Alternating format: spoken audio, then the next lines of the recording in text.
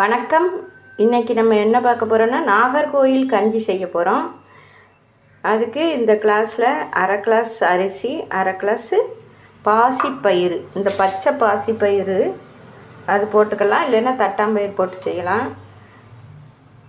இந்த அரை கிளாஸ் அரிசி எந்த அரிசினாலும் எடுத்துக்கலாம்.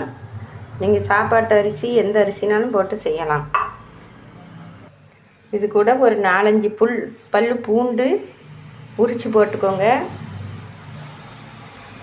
போட்டு விசில் மேலே தண்ணி வெளியே சிந்தாத அளவுக்கு தண்ணி ஊற்றிக்கோங்க அளவாக. இது கூட கொஞ்சம் போல் சீரகம், 2 வெந்தயம் அதிகமாகக்கூடாது.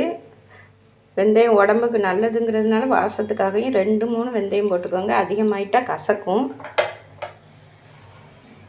இப்போ இதில் கொஞ்சம் போல் உப்பு சேர்த்துக்கலாம். உப்பு கொஞ்சமாக சேர்த்துக்கலாம்.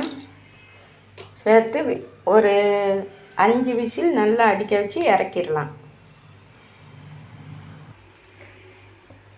45 வயசுக்கு மேலே உள்ளவங்க தினம் ஒரு கஞ்சி வச்சு குடிங்க. தினம் இட்லியா தோசையா அப்படிங்கிறதுலேருந்து கொஞ்சம் வேறுபாடாக இருக்கும். இந்த கஞ்சி நல்லாவும் இருக்கும், உடம்புக்கு ஆரோக்கியமானதும் கூட.